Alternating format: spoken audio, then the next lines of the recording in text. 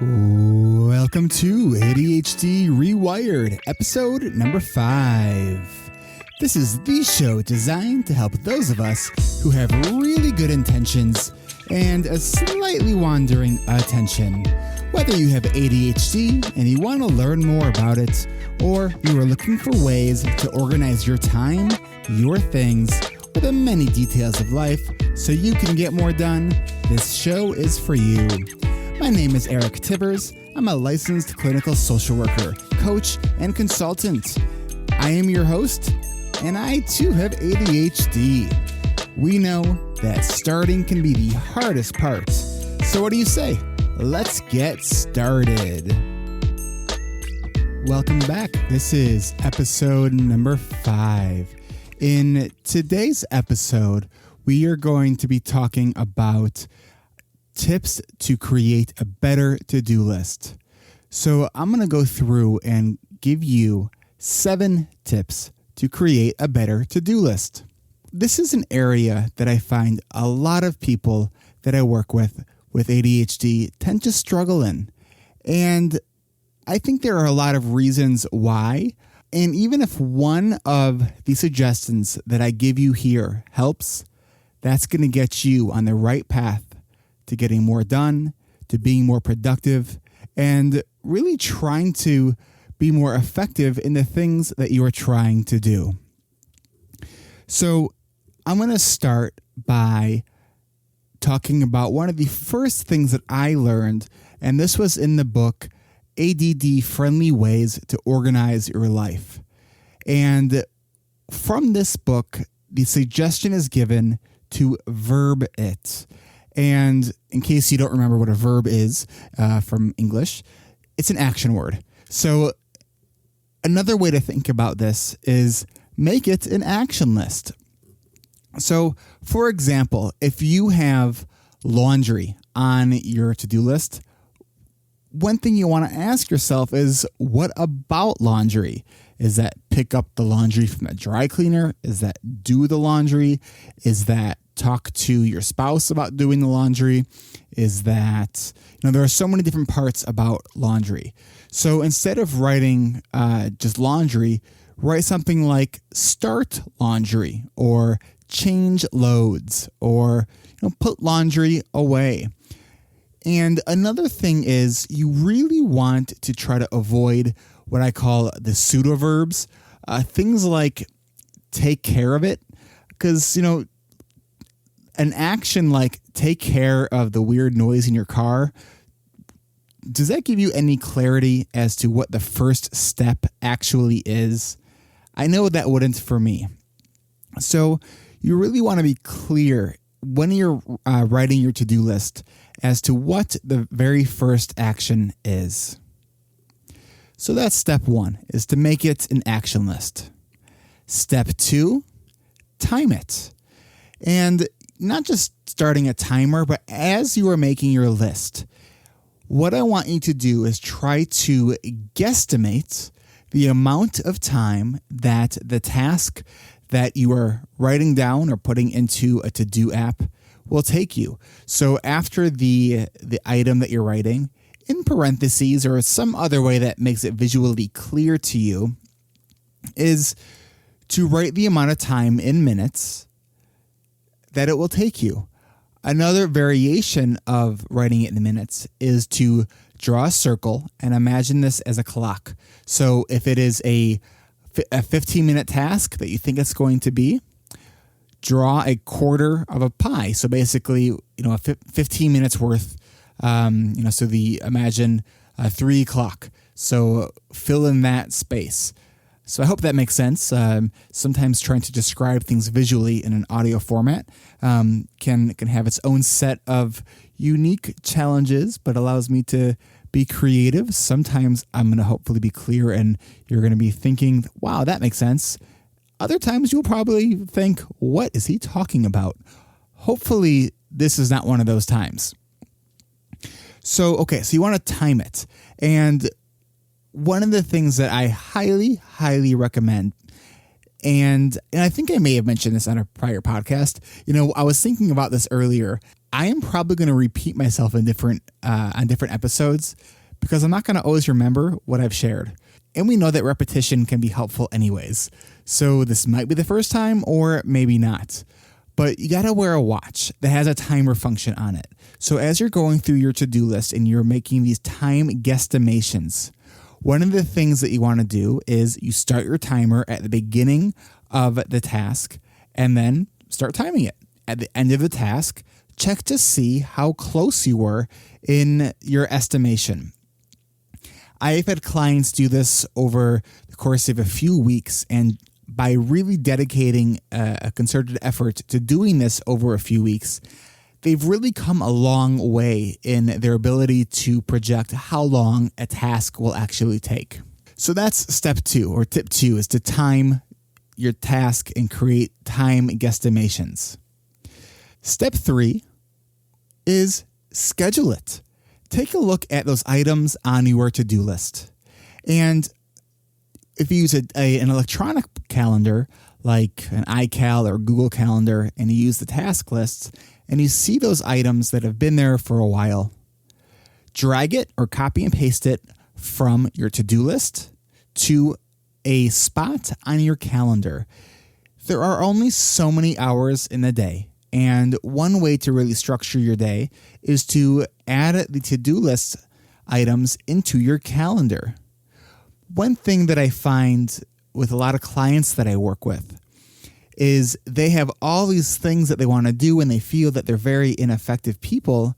And when we kind of map everything out, we can see very clearly and very visually that it's not that they're really that ineffective. It's that they have way too much that they're trying to do.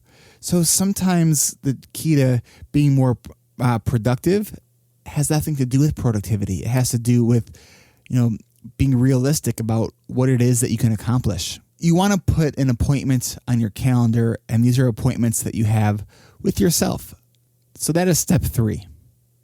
Step 4, and I was kind of mentioning this in the time guesstimation section, and that has to do with, instead of writing what you have to do, draw it, picture it, create icons.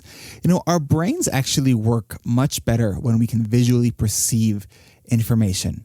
So if you can draw a line, a circle, an arrow, and a basic stick figure, you can draw what you need to create a visual representation of the things that you need to do. I do this on and off, and I find it to be very valuable. I even have, next to my little studio here in my office where I'm recording this, a 5 visual representations of 5 steps that I need to take in the recording to uploading process. So each one has a name, and then within the name of the item is a picture. So it's really, really clear to me what it is that I have to do. And I also find by creating little pictures that it kind of decreases that clutter that you see around you. When you have a lot of items on a to-do list, it's easy to create and make it feel like there's a lot of clutter. So that's step 4, is to draw it, picture it, and add icons.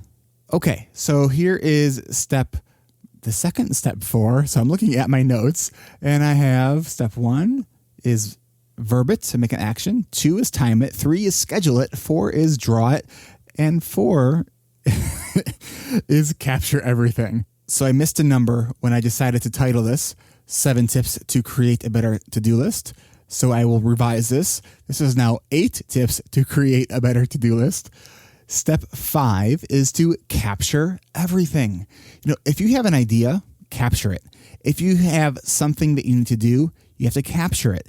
If someone tells you to do something, you have to capture it. If you think of it, capture it. If you tell yourself that you're going to remember it, you are lying to yourself.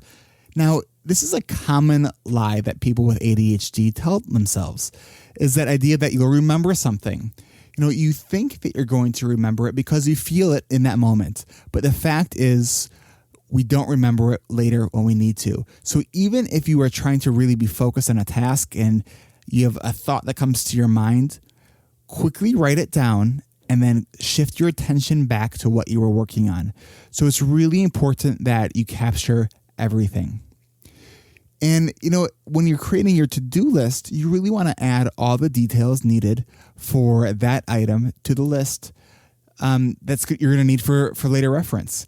So that could be something like doing a brain dump. And a brain dump is a concept of where you're just sitting down for, it could be anywhere between 5 minutes to an hour, and just kind of getting all the ideas out of your head in no particular order. One of the best ways to do this is a process called mind mapping. I think that mind mapping has become increasingly popular. There is a variety of different tools and software available that can allow you to do this process of mind mapping. So the tool or the app that I use on my iPad, and it goes across from the iPad to my Mac and my iPhone, so I can look at these mind maps on any device that I'm on, is called Simple Mind. So it's just a visual way that you can graphically kind of plot out your ideas. So if you're not familiar with what mind mapping is a process it's kind of like a non-linear outline. So you start with a main idea in the middle, and then you branch out and create basically different lines and bubbles. So instead of having 1A and 2A, you're going to have just a line going from the center, and that would technically be your 1A. Then if you have sections coming out from one of the bubbles, that's like your 1, 2, and 3, so your subsections of your ideas. And I really like mind maps for just the way you can reorganize information. So you can manipulate it, which is also a really helpful component for just learning. If you can touch it and move it around, it taps into different modalities of learning. So I like the app Simple Mind, and I will have a link to that available on my show notes. Another way to capture everything is one of my favorite ways to capture things, and that's to use voice input. And that could be with Siri on the iPhone, or now with Google Now. If you have Google Now and you can use this on both the iPhone and Android devices, you can use a keyword like OK Google, and it will prompt it to open. So interestingly, I'm just wondering, because on the Google platform, you can have in the settings for it to always be listening for that keyword. So I'm wondering if anyone is listening to this right now on their speakers, if it prompted their phone to listen. So one of the things you can do is say with Siri or Google Now is remind me, and then whatever your reminder is. Now, the amazing thing about the smartphones is their ability to have location-based reminders. And location-based reminders have really been a game changer for ADHD, because it's not just about remembering things at certain times, because we have to be able to predict when we're going to be at a certain place at a certain time. And I'm not that great at that. But if we can tell our reminding device to remind us at a specific location, that's fantastic, and that works really well. And I've talked about that before. So the next tip for creating better to-do lists, and I believe this is now number 6 because I have to shift the numbers because I had 2 number 4s, is to understand that tasks are things that take less than 30 minutes. If it is something that will take more than 30 minutes, this is called a project. And projects are things that have many tasks. So really breaking things down to a greater level, to more detail, is actually going to give you greater focus and greater clarity. And you may find it easier to then take specific steps in larger projects if you can visualize and be very clear about what it is that you need to do now, because there are large projects that you can move forward on this project with something that takes 5 minutes. The project might be something that's really, really long or a huge project, but you might realize that your next step is a 5 or 10 minute task, and you have 5 or 10 minutes available to do something. So understand the differences between tasks and projects. Some things that are not to-do items in the realm that they're not a task, that they're a project, are things like paint the house. If you've seen paint the house on your to-do list, and as I'm saying this, it didn't even occur to me at the time, I've had that on my to-do list to paint the downstairs of my house for I think 3 years, and it's still there. So I got to break that down more. I guess it's also not a priority for me at the moment because I have a lot of other things that are going on. So other things that are not to-do items or not tasks. Paint the house, buy a car, clean the house, write a report, create a presentation. So those are just a couple examples that I thought of. Here are things related to what I just mentioned, which were actually projects.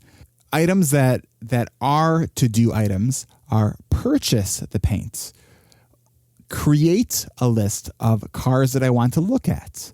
Another one could be clean the upstairs bathroom. And you can even break that down even more to include things like scrub the toilet, clean the bath, clean the shower, clean the mirror, clean the counter. And I really think it is important to break things down to that level. So there are different apps and tools that have the ability to create subtasks. One of the apps that I just started using recently, and actually I know two of them that do it. One of them, and I'm actually looking it up as we speak, is called Checkmark. And the other one is called Todoist. And I know that both of these apps are able to create subtasks. And I think that's really important, the ability to take subtasks. Another quick and easy thing that's kind of a task is to do something like, and this will only take 3 minutes, go to iTunes and give ADHD Rewired a review and a 5-star rating. So something like that. So you could even break it down even further. So going to iTunes and giving ADHD Rewired a 5-star review, that can be broken down into a couple steps. 1, go to your computer. Step 1. 2, if it's not turned on, turn it on. Let's assume that it is. So step 2, open iTunes. Step 3, click on the podcast tab. Step 4, find my podcast, ADHD Rewired. Step 5, give me a 5-star rating. Step 6, share your thoughts with me and leave a review. So that's a 5-minute at most task. I mean, if you want to go on and on about how wonderful the podcast is, I'm not going to stop you from doing that, but don't spend too much time on it. Just spend a few minutes. But that should not be a project. Okay, shameless promotion, moving on. The 8th step, I don't know why I have 7. I have like 9 or 10 numbers here. It's I learned, I think it was in episode 2 or 3, to not use a mind map because it's a way to follow the structure of my show. So I'm doing that, and I use just a simple text editor when I created this so it doesn't distract me. But and it doesn't have an outline function. It's a real basic thing.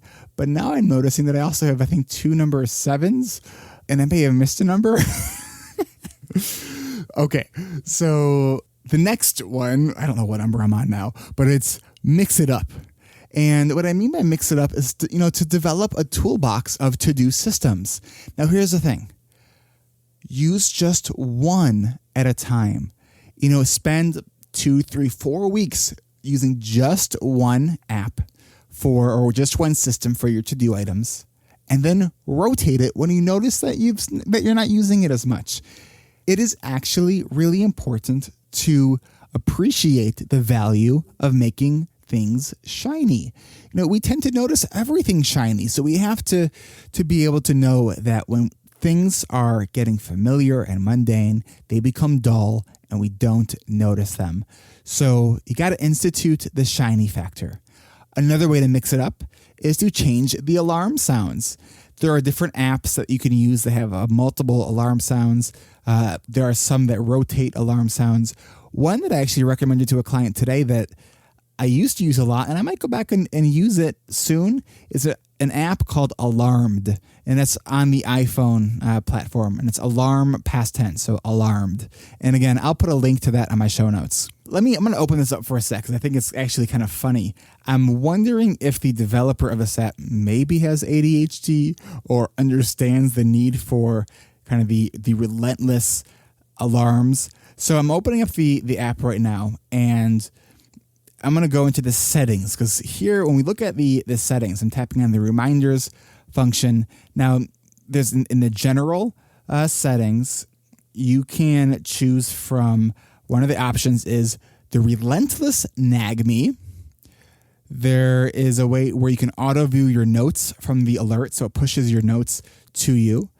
There is something where it's called quick reminders. So it's a way to a quick pick kind of alarm. Then there's also super reminders. And then there is also an option called Day Minder Super User. And for each one of these things, you can set a different melody to it. You can also, with this app, import your the reminders that you have from the Apple native reminder app. So there's a lot of really nice functions on that. Maybe I will go back and start using that sooner than later. So increasing the novelty, looking for different functions that are going to really push information to you. And you have to visit the alarm. You can't just put it in there, or visit the to-do. You can't just put it in there and then hope for the best. You got to also have a reminder about looking at your reminders. It's not redundant. It's needed. We're forgetful. I look at my calendar, 40, 50 times a day, because I know that I forget stuff. Even though I planned my day and I planned my week, I have to be very, very intentional about looking at my calendar, looking at my to-do list and my projects that I'm working on. In some ways, having a bit of a obsessive mentality about it, it's not that it creates anxiety. It's just something that I have to do very, very often in order to stay focused. Okay, so those are the tips. Now, a few other thoughts about this is that, we look at our list and think that we have so many things that we can do, and there's too many things on the list. Here's the thing. It's not just about having ADHD. Nobody gets through their entire to-do list. And most people have something like 150 to-do items. The difference is where we see those items so we don't get overwhelmed and get into information overload. So, yes, I probably have somewhere between 100 and 150 items on what I guess you would call a to-do list, but these are my goals, my projects, and they're kind of down the queue. They're down the line, and they're not something I need to focus on right now. On average, I have somewhere between 3 to 5 tasks that I have to try to accomplish in a day. If I'm having a less productive day, if I'm having one of those kind of ADHD kind of days where I'm just not feeling really well, I'll narrow that down to 1 or 2. So it's having realistic expectations, understanding where your energy level is at, to be able to manage what you're trying to do with your expectations. The other thing is, I think it can also be helpful, and I do this sometimes, is give yourself permission to occasionally purge items from your list that have been there for way too long. I think that if it's something that you're going to do, at some point it'll come back up again. But I think when items stay around too long on the to-do list, it's kind of that reminder of that thing you haven't done yet. So that's why I also feel it's so valuable to spend some time planning each week. And this is something that I do, and I'm going to talk about this in a episode coming up pretty soon about the ideas of calendaring and planning, and how do you plan your week, your month, your quarter, your year, and your 10-year plan. That's something that I actually do. I did not always do that. It's something that the more I practice the basics and get better at the basics, the more I'm able to increase the complexity of my life management skills. And I have to be very intentional about it. There are things that many people just understand intuitively that I don't, and I'm having a feeling that you don't either because you're listening to this. And good for you for trying to learn more about this and how your brain works. Because look, our brains work differently. So what? If there are things that we want to do, it's not that we're trying to be normal. It's that, we just want to be effective. And I'll give credit to, there's a new podcast by Brian King, who's a social worker. And he had an episode recently that was called that. You don't want to be normal. It's about being effective. And I couldn't agree more. Well, podcast listeners, you have been listening to ADHD Rewired. This was episode number 5. I am Eric Tivers. Hey, I'd love to hear from you. Do you have a question or an ADHD related challenge? Did you know that you can contact me through my website, ADHD Rewired, and click on podcast? Email me your questions or leave me a comment or a message. There is both a email template and a forum that we can go and create an online community. I want to answer your questions and share your ADHD related stories, strategies, and struggles on upcoming shows. Help ADHD Rewired jump to new and noteworthy on iTunes faster than I can spot a squirrel off my Adderall by going to iTunes and give ADHD Rewired a review and a 5-star rating.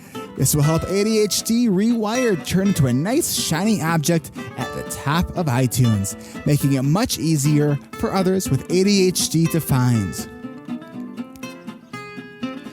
This is Eric Tivers reminding you, in the words of David Allen, you can do anything, but not everything.